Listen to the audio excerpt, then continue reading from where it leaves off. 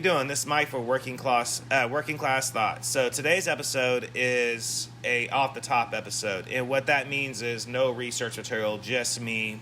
We're all just talking. So this particular off the top episode again is different, and the reason why it's different is I'm responding to two messages that I have received. Now, due to the fact that I've already talked to the people, and due to the fact of other things, I'm not going to release their handle or their name. What I am going to do, though, is respond to the messages. So, message number one that I received, that my show glorifies criminals, glorifies a criminal lifestyle, and glorifies, in a particular episode, they were upset over the fact that I had done one on Manson in the way that I did it. So I'm going to respond to that right now. And if you see me looking down, it's both the message and the fact that I'm dealing with the new equipment for my audio show, so I'm, working with that. But anyways, to understand the criminal, in my opinion, and the crime in itself, you have to get into the mind of that criminal. Now, when I'm saying that, I'm not saying in a literal sense. I'm saying that you have to have an understanding of the person. You can't look at it going into it as they did the crime. You just can't do that. Because if you do that, you're not going to find out anything, because you're going to have a closed mind right away. So you're going to lose, your arguments will become invalid, or whatever you attempt to learn will become invalid. So that's why I do it that way. Now, this is also due to the fact that I took classes at Sacramento City College, and it just so happens that was on culture anthropology and psychology, as well as sociology. And one of the things that you learn is nobody, and I'm going to put this in just simple terms again, nobody is born wicked or evil. Nobody is born going, I want to hurt this individual. Nobody is just right off the bat that way. There's something that's called environmental factors. Environmental factors. There's also their family structure as well to understand, and including their academic years. All of this is done so that you can understand the person. Because I want to say again, nobody is born with a desire to do these things. So I do present my episodes a little bit differently than most people do. In my experience, most true crime episodes, they go into the crime particularly. They don't really go into that much detail about their life. They go into detail about, maybe a couple years leading up to that crime. I try to give you information from their childhood, their family structure, their academic years, and even into their adolescent years, their younger adult years leading up to the crime. Because I find it better to do it that way, so you can understand what happened, what triggered in their life to make them go, I want to do this. Because nobody has that immediate desire. There might be a couple cases out there of people that's just like wicked right off the bat, but I would say 99% of the time, that's not the case. Something happened in their life to make them become that way. And you have to be understanding of that. So with that said, my show might come off a certain way, but no, I am not glorifying the criminal. I'm just giving you information about them. And it is a fact that there are a lot of criminals out there that are locked up for crimes that they did not do. There is also a lot of unsolved cases due to corruption and small town politics. So that's another thing I try to focus on my show. Because there are people out there that are locked up for things that they did not do. Now, the reason why I'm bringing this up is I said earlier that I was going to mention a response to the fact that you brought up my Charles Manson episode. Now, you're trying to say that I was sympathetic towards him, and you're trying to say that I was glorifying his crimes. That's not the case. If that was the case, then you didn't truly listen to my episode the way I intended it to be heard. I went into detail about his childhood and his adolescent years, because I'm going to tell you they're fucked up, what happened to him. And I went into all the way into even his marriage, up into his incarcerations, even into his release into 69, into that particular crime, and some other ones.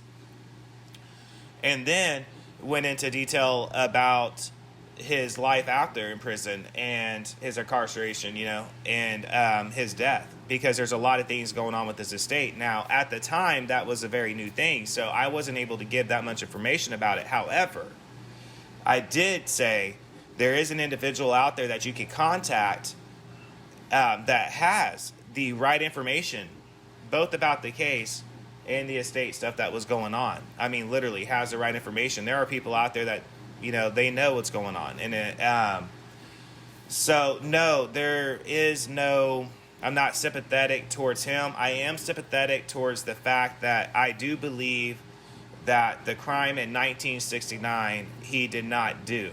I believe it was a drug debt between Charles Tex Watson and an individual connected at that residence. There are some other things to the case, but no, he got railroaded on that case, and that's what I was presenting in that episode, along with other things. Now, he is guilty of numerous other crimes, including violent crimes, and I also state that. So, no, I wasn't per se sympathetic. I wouldn't say per se it's sympathetic, okay? What I will say is I did try to present information leading up to the reason why he became the way that he was academically. From that aspect, there are a lot of things that happened that one could argue kind of made him become the way he is. So I just wanted to respond to the fact that you did point out that particular episode. And furthermore, the people, how to say this? Hold on.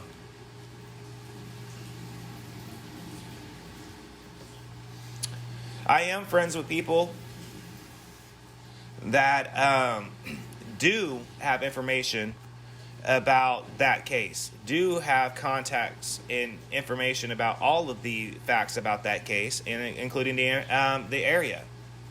And I do support their channels as well.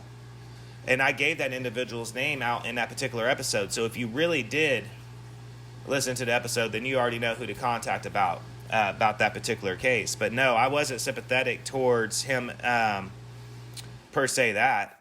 I was quick to point out that he was guilty of violent crimes. He was guilty of pimping girls. He was guilty of being a drug dealer, car theft. There's numerous things he was guilty of. But he just wasn't guilty of that crime. But anyways, we're going to move on. Furthermore, into the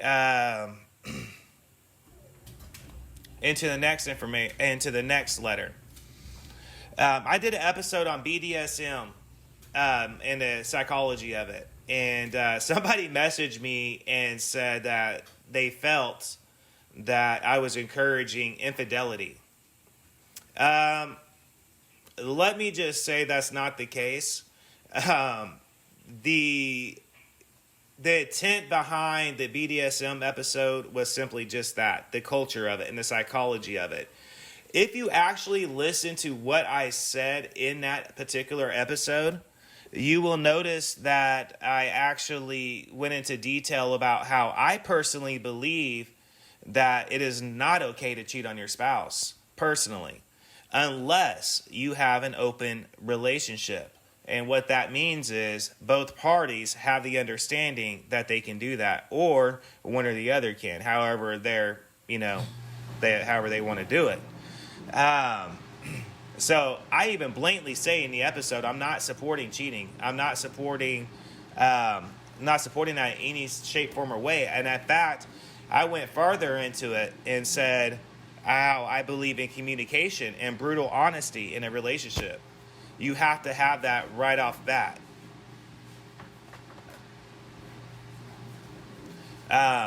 Without honesty and brutal honesty, only mistakes will happen. Especially when you get into taboo fetishes and BDSM. And that was the intent behind that episode. was the psychology of it, how I believe in brutal honesty and open communication, because without an understanding of what that subculture is, complete understanding of it, and without brutal honesty, it will fail. It will fail. I guarantee you it will fail. You have to have complete and brutal honesty and trust. So no, my show is not encouraging cheating. It is not encouraging stepping out on your spouse. It is not encouraging that at all. In fact, it's the opposite. It's encouraging the people to talk about it and communicate with each other about their desires. Because guess what? When you get into statistics of divorce rates, you'll start noticing some things. You'll start noticing some reasons. And right off the bat, one of the reasons, top-notch reasons for guys, is they didn't have the balls to talk to their spouse about what they wanted to try. So they went online and they met somebody, and they went off and they went to go try it with that person. And then their spouse finds out about it, and bam, you got the problem. You get what I'm saying? Now, if he would have had the balls to talk to the spouse, she might have actually been open to it. Now, here's an interesting fact I know. In psychology, here's another interesting fact. It is actually clinically proven that women have more fetishes and desires than men do. That's an actual psychological fact. The difference in the matter is women do not feel comfortable with discussing it, and that has to do with environmental factors again, because they are brought up in a world where that is not acceptable behavior. And that's not okay for a woman to think like. So most of them keep up these desires bottled up. Now, here's a little challenge for you. Those little cheap romance novels that you see at airports, pick one up sometime and read it. And you're going to find out that women, they have a lot more out there desires than what most of them are willing to talk about. They feel the same way you do. They feel embarrassed to talk about it the same way that the guy does. But instead, they go off and they talk to somebody else. Now, women are guilty of the same thing guys are in this now, too. It's not just men talking to other people and stepping out. Women do the same thing. But if they would have talked together about what they really wanted to try and had that uncomfortable discussion, because a lot of people are going to find it uncomfortable right off bat because that's just not how they are. You know what I mean? That's not how their lifestyle is. So they're like, nah, I ain't touching that. But if they would have actually just talked and had that uncomfortable discussion, then you know what? Life could have been great for them, and they could have just blossomed that way. And I'm not going to go more detail than that, but that episode, I present a lot of those facts in there. I also present in the slideshow even more psychological facts behind it, and I also present the correct methods to try different things. And the reason why I did that is, again, because there's a lot of false information out there. And my personal opinion is the 50 Shades Grey movie that came out, in those books, I believe brought a re-emergence of those fetishes out to the surface. And I believe that a lot of people started trying them again, and a lot of people started cheating on their spouses again, and they don't even have an understanding of what that whole subculture is. And again, I'm sorry to break it to you, but that was the point behind the episode. The whole point behind the episode was designed to be, my design for it was going against cheating, was going against those type of problems, and it was going pro talking to your spouse and pro communication, even if it's uncomfortable as hell and you're just like, I don't even know if I want to have this discussion. That was the whole point behind that episode. So I have no idea what I presented in that episode that makes you feel like my show encourages those type of things, because it doesn't. And on these type of messages that I receive, I very rarely have ever presented them. But these two happen to include some things. In particular, the first one. It just so happens that some friends of mine are going through a bunch of shit right now off and on. Because people don't have an understanding of that particular crime. So yes, I did feel the need to actually say something, because again, I am friends with a lot of people that are familiar with that case. So, and I had to address that part of it. I felt the need to. So, I just want to say that. Furthermore, so I hope that this episode kind of gave you a better understanding of what Working Class Thoughts is all about as a show. It's not about showing sympathy for the criminal. It's not about showing sympathy for drug users. It's not about showing sympathy for occult members. It's not about showing sympathy for abusers and rapists and all those horrible things that's out there. It's not about showing sympathy for that. It's about an understanding of the crime, the mythology behind it, the pathology of it all. It's about an understanding of the crime, the criminal, the family structure behind the criminal, what made them become that way, what led them up to it. That's what the show is all about. It's about those uncomfortable things in life. Now, with that said, I have some friends of mine that have presented some pretty good ideas, and I have decided to roll with those ideas. And one of the things that I did, a very good friend of mine, he goes by the nickname Stoner, he's always talking about everybody that's doing their own channel, they should kind of have not so much a gimmick, but an idea behind their show. What's your actual idea? Now, the past year to 2 years, I've been I wouldn't say flip-flopping. I've been experimenting with different areas of talk. Now, the reason behind this is I've been a fan of AM Talk Radio since I was like a freshman in high school. So I wanted to try a bunch of different stuff and try to figure out my niche, try to figure out what I'm most interested in. It just so happens to be that I'm interested in true crime. I'm interested in occult. I'm interested in the paranormal. I'm interested in basically the stuff that you're told. Whenever you're growing up, you always have that parent that comes up to you and say, hey, now, we're going to this function. Please don't say any weird shit. Please don't do that freaky shit that you do. You know what I mean? Don't bring up that, Chris. Don't bring up that stuff. Nobody wants to hear that. You're not supposed to talk about that stuff. You know what I mean? Or how about this one? Never talk about religion and politics. All this stuff that you're told not to think about, not to focus on, that's what Working Class Thoughts show is all about. It's about that. It's about an understanding of it all. It's about an understanding of why, how do you do it correctly? Why do they do it? If it's crime, what made them become like that? What was the purpose behind this? Who developed this religion? What's the dogma of the religion? I need to know. I've always wondered. Hey, why do Christians argue amongst other Christians? I've always wondered that. Why is Satanism have two different branches? Why is the pyramids like this?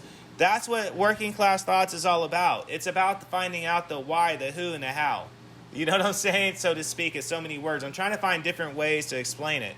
Now, I did present, like I was just saying, I did present a new trailer commercial that I have floating around out there if you look for it. And each thing that's worded out in it, I typed it out in a way to describe what the third season's going to be about. Now, I decided that Working Class Thoughts is a show we're going to focus on true crime, all areas. That means serial killers. That means spree killers. And all, like serial killers, there's a bunch of different brackets of serial killers. We're going to look at all of them.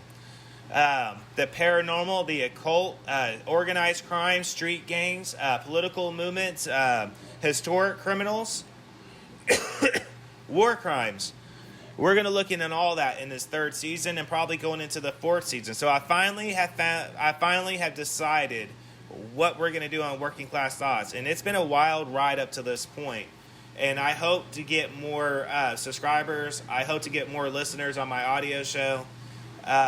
Because I finally decided what we're going to do on the show. And that was the first 2 times that I actually brought up emails that people have sent me. Now, I've kind of hinted around about it here and there, but I've never gone into detail. But again, because of different issues that's coming up, I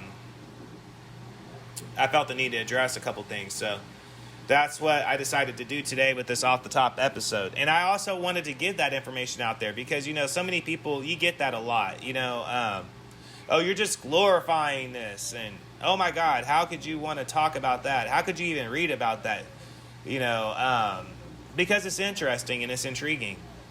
to know why and how, you know. And that's what my intention behind all this was. That's what my whole attention was behind it. So that's where we're going into the future. We're Working Class Thoughts Online Library. Again, those were 2 message responses. I told some of my listeners that's out there I was going to do it. I decided to do it. So with that said, I got my little ones waking up from their nap, so I got to go do my thing. Everybody, peace, love, good vibes, and everybody have a good night, all right? And remember, stay tuned.